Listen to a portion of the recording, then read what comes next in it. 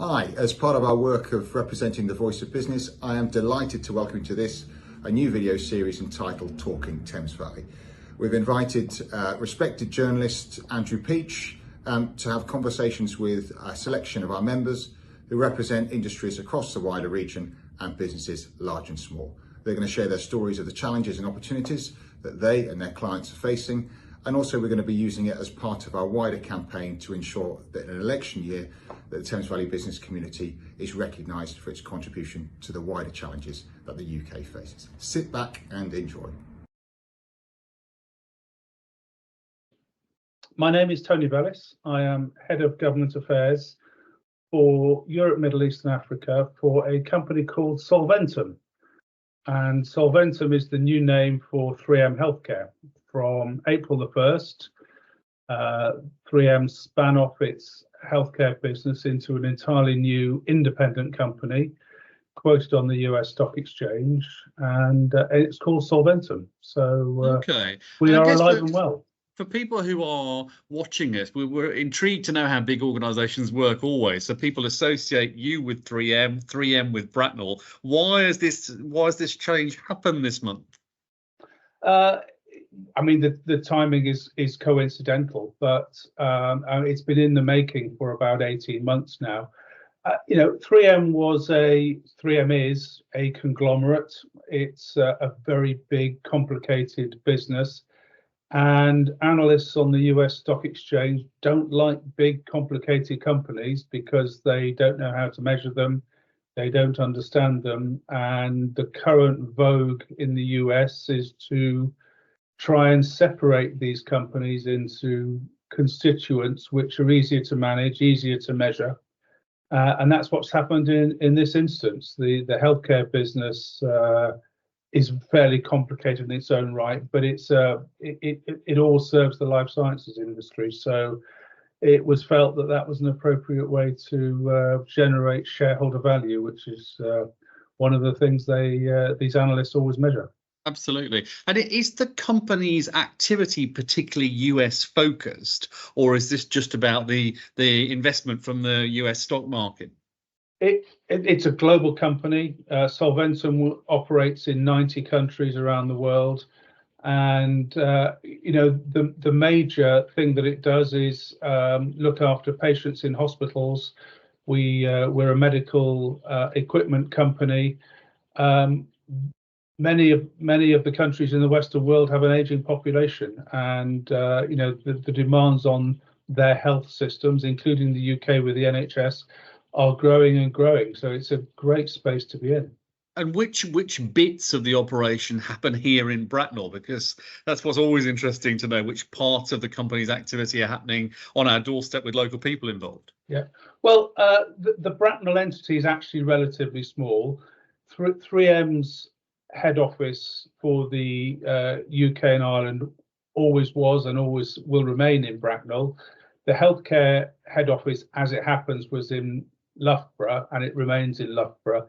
But there are about 60 or so people who were in the healthcare business in 3M and still are, but now in Solventum, who are in and around the Bracknell area. So we have a small office in Arlington Square in Bracknell, and people will use that as their source of gravity.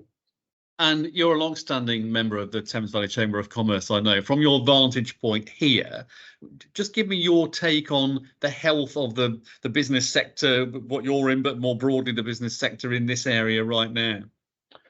I think the health of the business sector in the Thames Valley is extremely strong, actually. The Thames Valley has always had a strong business community. It has, a number of really strong sort of anchor institutions with the universities. It's got Heathrow, it's got Harwell, it's got Culham, it's got a number of really good science parks. And those anchor institutions help to create a sort of ecosystem, if you like, which is very favourable for business. And if you add on that the fact that many international businesses, when they seek to base themselves in the UK, instead of turning right at Heathrow and going into London, many of them over the years have turned left at Heathrow and come into the Thames Valley. And we have a huge number of overseas domiciled companies in the Thames Valley. They tend to be very productive. They're working in high-tech sectors like IT and life sciences, and it makes for a really vibrant ecosystem. And the Chamber is right in the middle of that, trying to create connections, trying to make sure that the Thames Valley remains a really strong part of the UK economy, as well as looking after the companies that are in the Thames Valley.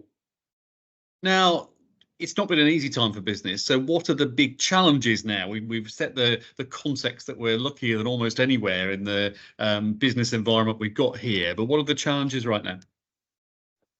Well, the challenges are many.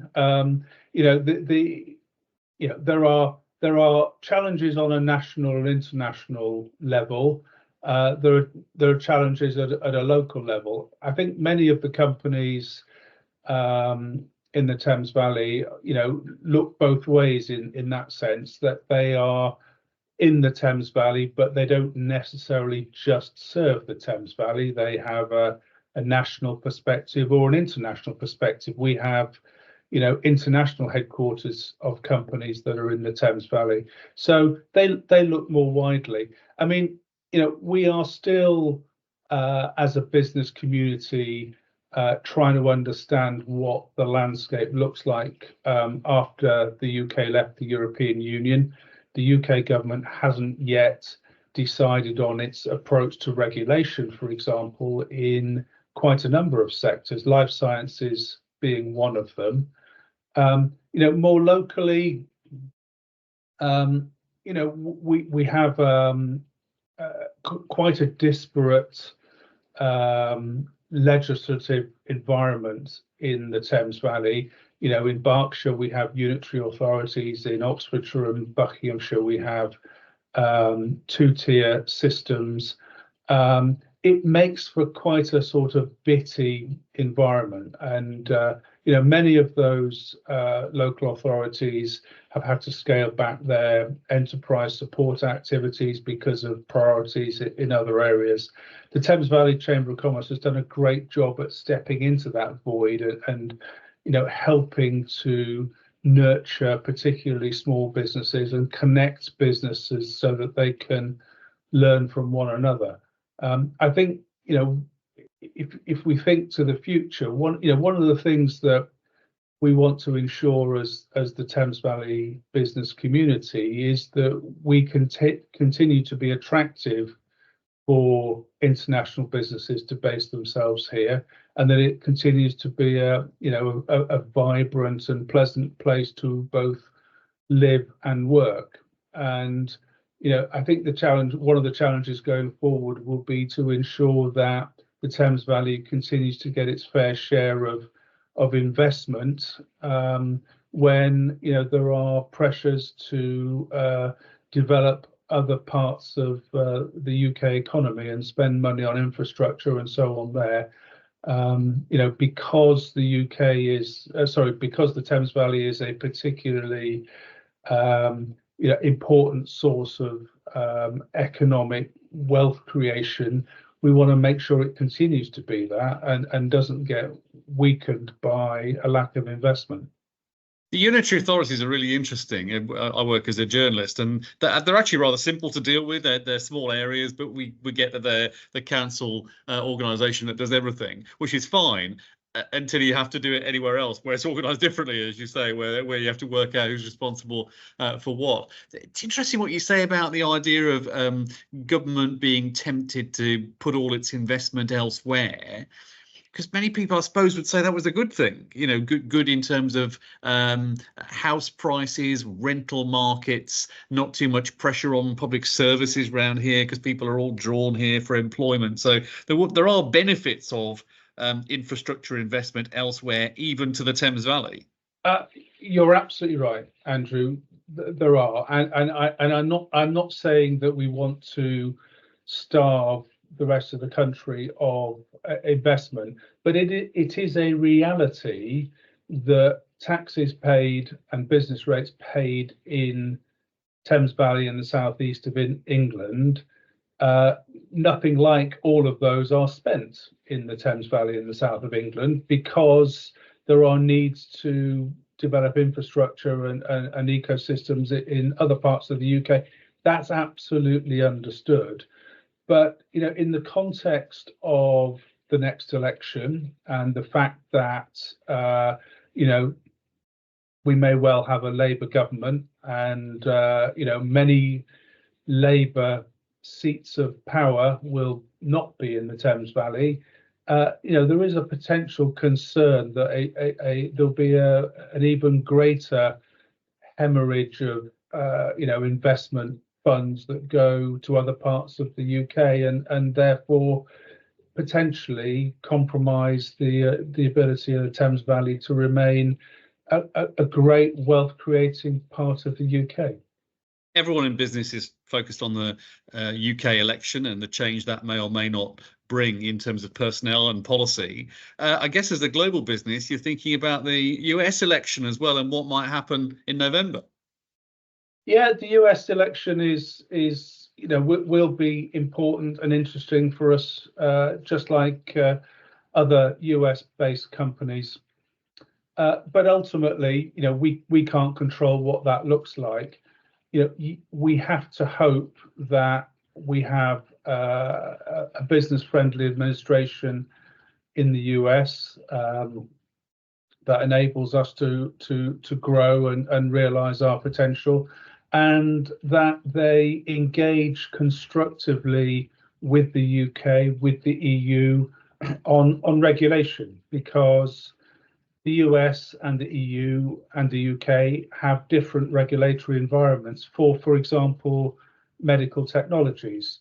There's great scope for getting closer together on these regulatory requirements, so that data requirements are more harmonized, for example, and processes are more harmonized. At the moment, they're quite different. So we would love to see a US administration that was thoughtful about how it engages with other economies to make it easier for business, not just on medical technologies, but on digital trade, for example. There are things that can be done in those areas as well. So this is all work in progress. You probably don't want to get into particular individuals, I get that, but I suppose Donald Trump, Joe Biden, Rishi Sunak, Keir Starmer, they would all say they're business-friendly politicians, wouldn't they?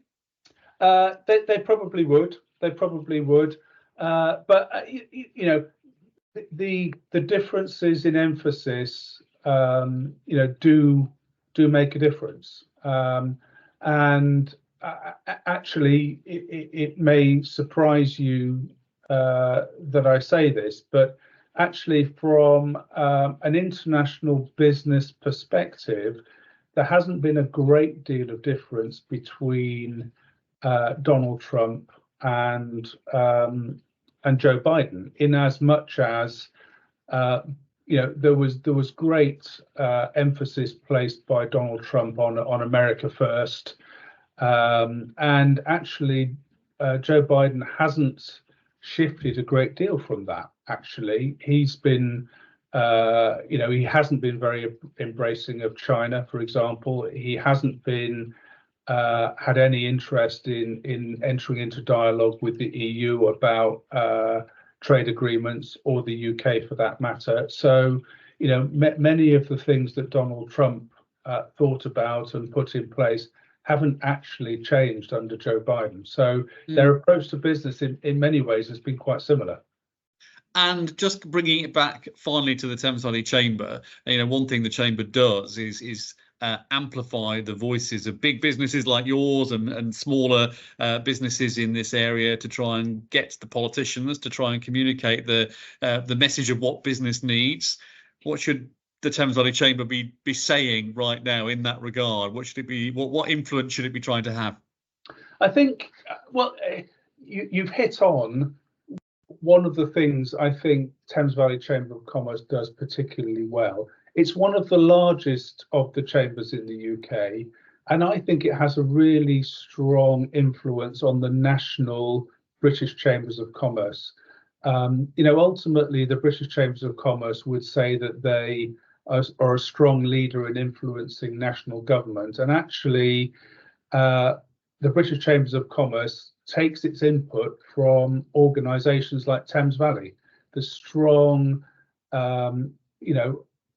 opinionated, if I can put it like that, regions. And the Thames Valley does that particularly well, actually, translates local requirements into what needs to happen nationally.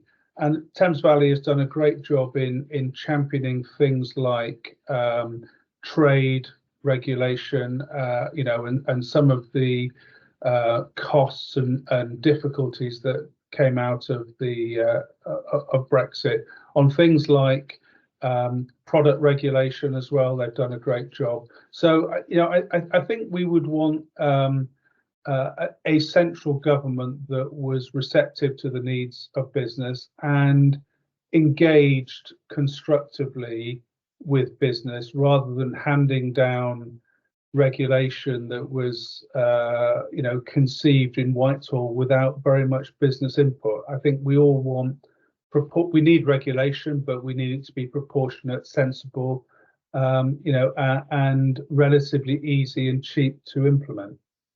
Great to talk, Tony. Thank you very much. Not at all. Thank you. Nice chatting. Talk to you again. Yes. Bye-bye. Bye. Bye.